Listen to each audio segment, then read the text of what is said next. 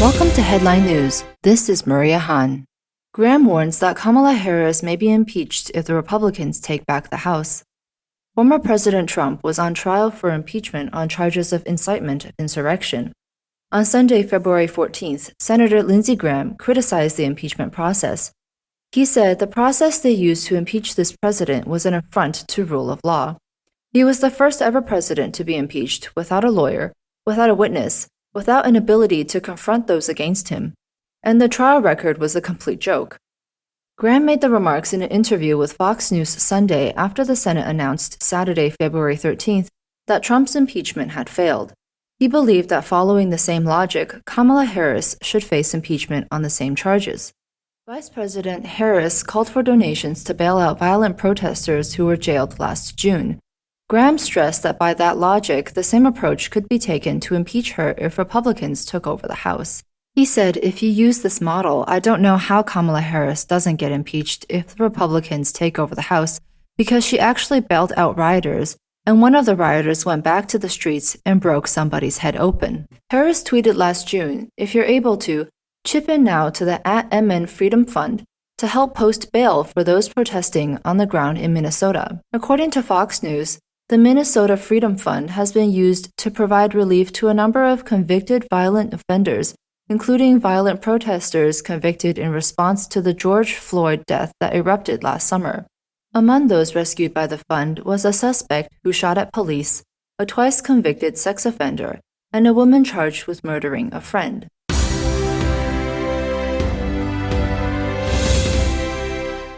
Experts claim that Biden is not working hard enough to fight the pandemic. Dr. Scott Gottlieb, former commissioner of the U.S. Food and Drug Administration, said that Biden did not fight COVID-19 hard enough. And there are many experts who predict that the outbreak in the U.S. in April might be worse than before. Gottlieb said that if he were Biden, "I would be taking the federal resources and the state resources and creating more bespoke solutions that can be used in some of the hard-to-reach environments, some of the underserved communities, whether you can move mobile vans into those communities, try to work through community groups, local providers, church groups, community health centers to try to get harder-to-reach populations vaccinated." On February 12th, the British government released a research report showing that the mutated strain of the COVID-19 virus, B.1.1.7, which appeared in the UK last September, is not only 30 to 70% more transmissible than before, but also has an increased risk of hospitalization and could be 30 to 70% more deadly than the original strain. Danish scientists have also previously warned that cases of the variant virus are increasing in Denmark at a rate of 70% per week, despite the country's stringent containment measures. The CCP variant virus is spreading at an alarming rate, and by early April, the outbreak will be even larger, sweeping in like a tsunami. The Danish National Serum Institute is a Danish government agency that tracks diseases and advises on public policy, the Washington Post reports. The institute's director, Tyra Grove Cross, began sequencing each positive CCV test in mid-January to check for mutations. Of this period of epidemic reprieve, Cross said, "It was kind of like a tsunami, like you're standing on a beach and all of a sudden you see all the water shrink back. Then the tsunami swept back in and was overwhelming." In an article, Danish Prime Minister Frederiksen described a scenario in which a variant of the virus spreads at an alarming rate, asking people to imagine sitting on the top floor of Copenhagen's Parken Stadium, a soccer stadium with a capacity of 38,000 people. If you fill it up with water dripping from a tap, the stadium will fill up in 44 minutes. But for the first 42 minutes, the stadium was nearly empty. The point is, by the time you realize the water level is rising, it's too late. Dr. Eric Fagel-Ding, an epidemiologist at Harvard University, also warned that as variants of the Chinese communist virus emerge, quote, "we'll be totally screwed by spring." The CCP virus began in Wuhan, Hubei province, in December 2019, and due to the initial concealment by the CCP, the virus spread rapidly around the world. As of today, more than 100 million people have been infected, and 2.4 million have died worldwide.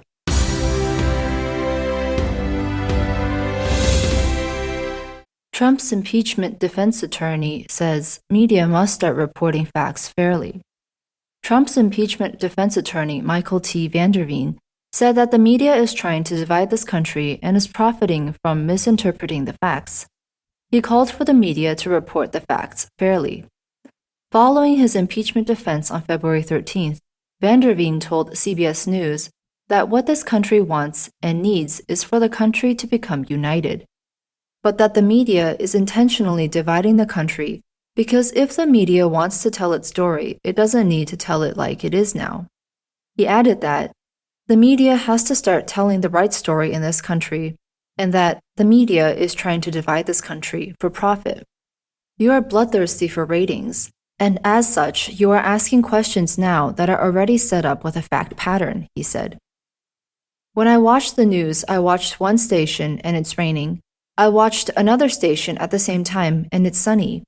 Your coverage is so slanted, it's got to stop. You guys have to stop and start reporting more like PBS does rather than a TV news show that doesn't have any journalistic integrity at all. What I want to tell you is it's not okay to doctor a little bit of evidence, he said. When asked by the CBS reporter about the video released by the House impeachment manager, Vanderveen said that during the impeachment case, the House impeachment manager also tampered with the evidence. They didn't investigate the case and tampered with the evidence when they had to go to the Senate court to hear the case. It's absolutely shocking. I think when we found it and were able to make it public and release it, I think it got the attention of a lot of senators.